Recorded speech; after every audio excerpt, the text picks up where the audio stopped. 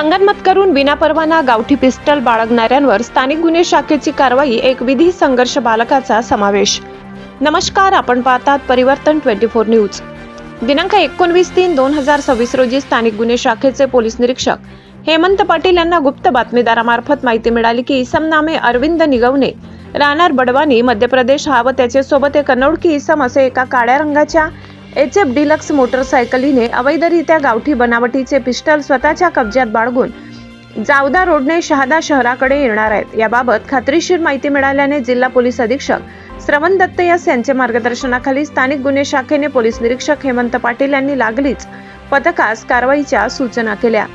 मिळालेल्या गोपनीय माहितीच्या अनुषंगाने स्थानिक गुन्हे शाखेचे पथक जावदा ते शहादा शहराकडे येणाऱ्या रोडावरील मंदाणे गावाचे बाहेरील रोडवर येऊन सापळा रचून थांबले असता रात्रीच्या वेळेत जावदा गावाकडून शहादा शहराकडे एक काळ्या रंगाची मोटरसायकल 2 इसम येताना दिसले।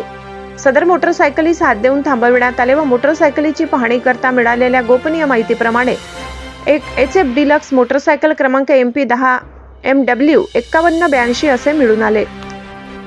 सदर वाहनावरील दोन्ही इसमांना त्यांचे नावगाव विचारता त्यांनी त्यांची नावे चालक अरविंद देवराम निगवाले वय 23 वर्ष, राहणार उमरटी, तालुका वरला, जिल्हा बडवानी, राज्य मध्य प्रदेश व त्याचे पाठीमागील इसम वय 16 वर्ष, राहणार बडवानी, मध्य प्रदेश हा एक विधी संघर्षग्रस्त बालक असल्याचे समजले।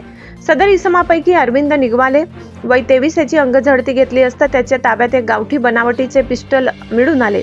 त्यावेळी सदर इसमास त्याच्या ताब्यातील पिस्टल बाबत परवाना आहे का अशी विचारणा केली असता त्याच्याकडे कुठलाही परवाना नसल्याचे त्यांनी सांगितले। त्या अन्वये सदर दोघांनी संगनमत करून विनापरवाना बेकायदा गावठी बनावटीचे लोखंडी पिस्टल कब्जात बाळगल्याचे त्यांच्या विरुद्ध शहादा पोलीस ठाणे येथे गुन्हे रजिस्टर नंबर 332/2026 भारतीय हत्यार कायदा कलम 3 चे उल्लंघन 25 सह महापोलीस कायदा कलम 37(1)(3) प्रमाणे गुन्हा दाखल करण्यात आलाय।